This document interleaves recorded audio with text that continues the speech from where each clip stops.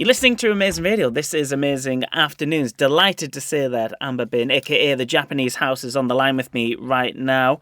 Amber, how you doing? New record out on Friday. How does that feel? Hi, yeah, I'm so excited. It's been a long time coming. So how long has it been since I released my last record? Like 4 years or something. So Yeah, 2019. Yeah, yeah, so I'm really excited. I'm excited for the show good. surrounding it, and Yeah, yeah, it's gonna be exciting.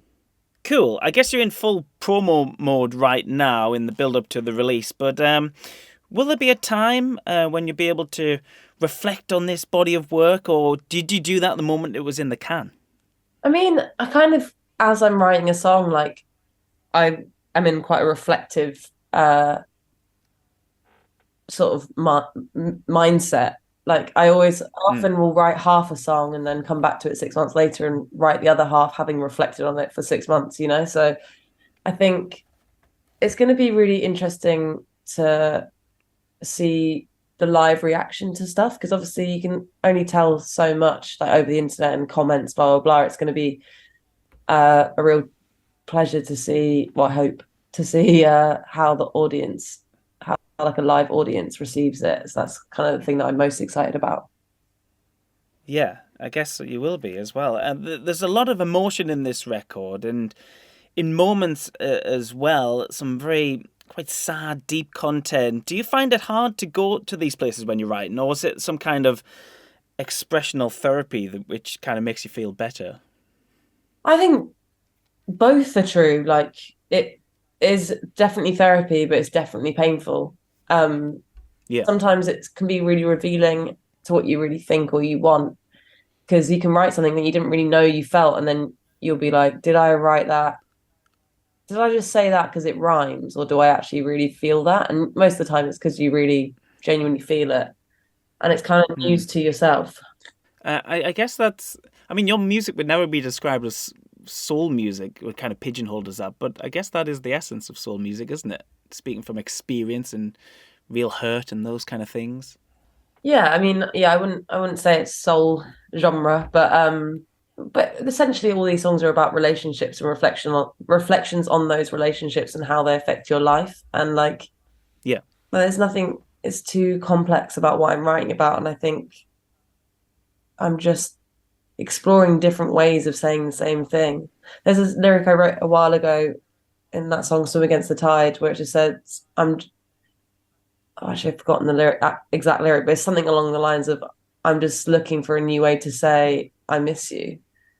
And I think yeah, like that's kind of what I'm just doing in all these songs, is like I'm looking for a new way to say I love you, or I don't love you, or I miss you, or like you hurt me. And it's kind of like these core human reactions to relationships. And sometimes you can hear the same song in a completely different way, or like, all the song, everyone's written every single song under the sun, but yeah.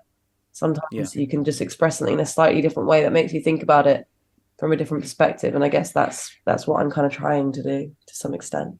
Yeah, and I guess, your fans will bring their own interpretations to your music as well. And from what I've seen online as well, that they're already doing that. But it's not all melancholic. I find some of the tracks, particularly some of the singles we've had already, Boyhood, Sunshine Baby, quite optimistic. Maybe music from a musical sense, I guess, rather than lyrics. But some of that as well, I think I find quite optimistic. And I've been finding comparisons in the instrumentation as well with some of my favorite bands over the years as well. Like there's a band called I'm sure you're aware of the Blue Nile, and I think Oh in yeah, yeah. particular there's some moments in Sunshine Baby where it sounds very similar, and I love that. I love that. Yeah, definitely some inspiration from Blue Nile. There's all sorts of different pockets of inspiration, like really inspired by kind of like Celtic guitar music. You can't, there's no obvious nod to that in the songs, but there's a lot of guitar, like quite heavy guitar instrumentation, and like um intricate writing with guitars on the record in songs like Boyhood or Baby Goes Again. Hmm. And there's also like inspiration coming from like more dancey electronic elements, and there's also just like pure pop inspiration. I think I'm really grasping like kind of more simple pop music a lot on this record. Obviously bringing my Yeah, own well, thing to it, but yeah. yeah, absolutely, absolutely. I mean, it always sounds like the Japanese house when when it comes out the other end. But was there any moments in the studio when you were like, "We need this bit on this song to sound exactly like, or our approach should be this"? Well, can you remember any moments like that at all in the process? That's not really how I like to do it. Like I don't I wouldn't really be like, oh, we need to make this sound exactly like that because what's the point, you know? Like I think it's nice to sort of throw your inspirations into a bag and sort of blend it up and make some sort of and make something new. And like obviously Yeah. there's always going to be bits where it sounds like it's so clearly inspired by something and it sounds similar. But like that's never my Mm. intention is to it's so easy to love something so much that you just want to emulate it. And I really try and not do that. And I probably Yeah. fail on a lot of counts, but I wouldn't go into a studio and be like, right, let's make this sound exactly like the Blue Nile. But I mean, maybe I do No. sometimes. There's definitely, you run with Well, that's something like on Sunshine Baby. There's definitely a moment where I was like, this kind of sounds like it could be like the Blue Nile vibe, and yeah. we've already made. And then it's like, okay, well, let's run with that. That's kind of what I was getting at, and also, feel and tones, moods of records are important, and you pick that up along the way, and it kind of all goes in there, doesn't it? Everything you've listened to ever in your life, or everything you've ever seen or read, kind of goes in there, and then it kind of pops out in an organic kind of way, doesn't it? When the moment comes. Yeah, definitely. Like, it's it's a lot of it is so subconscious. I don't think many people are making music in like a kind of mathematical way where they go, right, we need a song that sounds like this and a song that sounds like that. I think I'm more romantic in the way that I think about writing songs, like that it's intrinsic and it's second nature rather than Yeah. like or first nature. Do you know what I mean? Like not it's not um something that is that preempted. Yeah. Um, do you enjoy working in the studio? Yeah, I do. I love it. I think I really embraced it this time around. Like we were working in Hackney Wick and I love that area. It's very close to where I live. And um yeah, like I love working with we had a really great group of people there, like Chloe Kramer, George Daniel, Matt Healy. And we just like had a lot of fun and it was just like a really great experience working there. It's a lovely studio as well. Yeah, and you can always tell on your tracks over the years that you've slaved away in the studio and thought about the process quite a lot. And you mentioned the other people who have worked with you in the studio on this particular record. Do you appreciate the other ears and other ideas and suggestions? Do you need them there?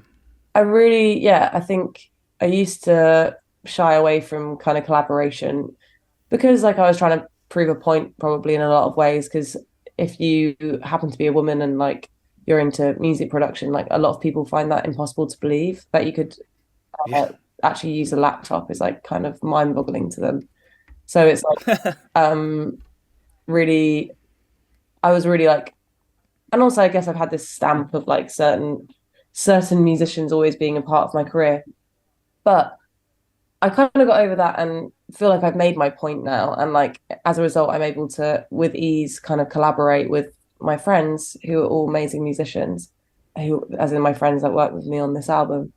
And Hmm. I think I really appreciate being able to this time sort of be more of an artist and a songwriter and be given like freedom to sort of walk around being feeling creative, like not being tied to my laptop doing this and that. I really appreciated everyone's thoughts and ideas. And so would you say the process was different this time around than to how it has been previously? Then you were more open to ideas, more open to suggestions, because I guess those people around you just want to bring the best out in you.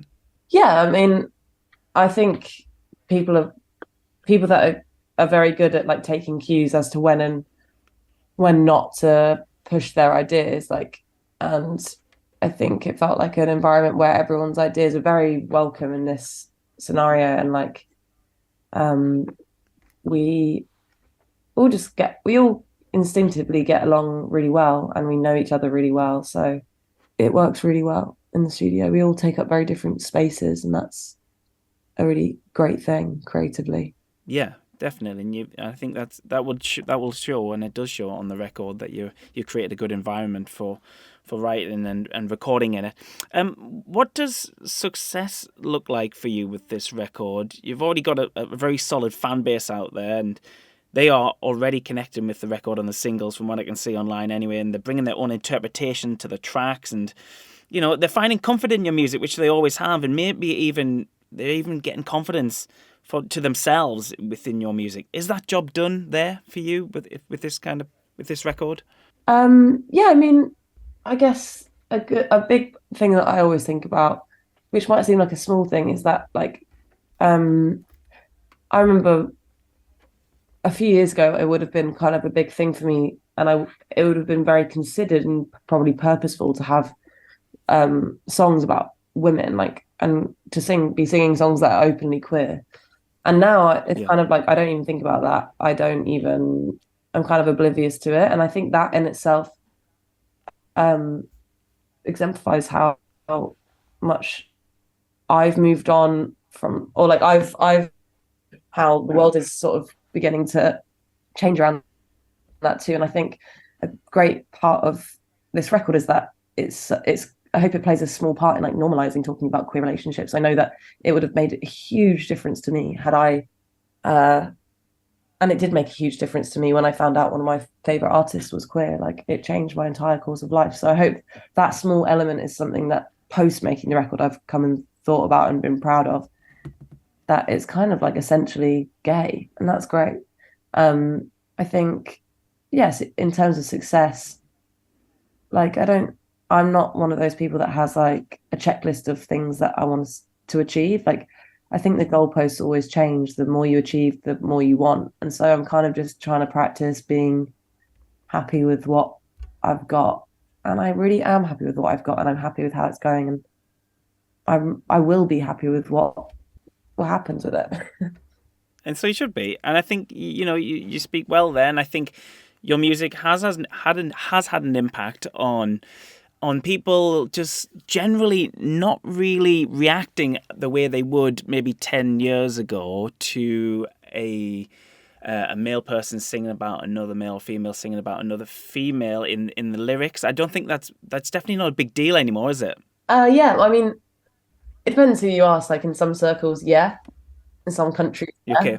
In Yeah. some in my little circle, no. Like I don't even think about it. But like I think it is great that it's not that big of a deal. It shouldn't be that big of a deal. I think probably like I don't know if I'll be like, able to play in some countries. I don't know if I'll be able to like play in Dubai or something. Do you know what I mean? But Or maybe some states in America as well, But yeah, I guess generally though, especially over here in the UK, I think you got to see that as progress, where there's not a reaction to lyrics being read that way or anything like that. I mean, I think, and that's down to people like yourself. You got to take some credit for that. oh well, thank you. I'll take a tiny bit. So you should. A lot of touring around this record. Are you looking forward to getting back out onto the road? There's some delicate moments in this record, though. Are you a little bit, wondering how you're going to deliver those fragile moments to a crowd of thousands of people? I'm optimistic about it. I love touring. Well, I love touring to a degree. There's some, it gets when you've been doing it for years and years, it can be quite tiring. But I love it. I love performing, and these songs are really hard to play. A lot of them, like they're quite challenging, and I think Hmm. that's fun for me. It's terrifying for the first few shows, but after a while, that's part of the fun. But does that kind of help with the nerves, though? Because you become so occupied with nailing the parts down that you forget about the anxiety of playing. Does that make sense? Kind of, yeah. I mean, it'll be interesting to see if I have any nerves. I didn't last time I was playing, but that was like 3 years ago. So who Yeah. knows? I mean, there's a pretty big show coming up, Finsbury Yeah, Park. there's a That's a big one. good tester. A good tester, isn't it? A good Yeah, small one to test the nice water. little test that one. Are you looking forward to it? Yeah, I'm really looking forward to it. I feel like yeah, it's just going to be quite surreal. I haven't really addressed it in my brain yet, but yeah, it's going to be amazing playing to that many people for one of the first Yeah, times back. yeah, and playing stuff from a record which wasn't made too far away from there as well. Yeah, I guess so. Yeah, I haven't even thought about Yeah, that aspect of it. Yeah, a London yeah. record for a London audience. It all comes round, full circle. And it always Amber, does. thanks so much for. Yeah, it does, indeed. Amber, thanks so much for taking the time on what is a busy week. We wish you well for the record release and the touring later in the year. Thanks for taking the time, and thanks for the singles as well, which we've thoroughly enjoyed here on Amazing Radio. Thank you for having me. Thanks so much for having me.